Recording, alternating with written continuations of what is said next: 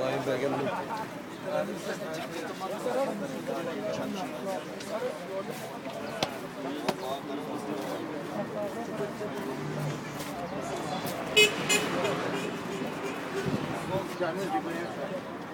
Burada mal olsun.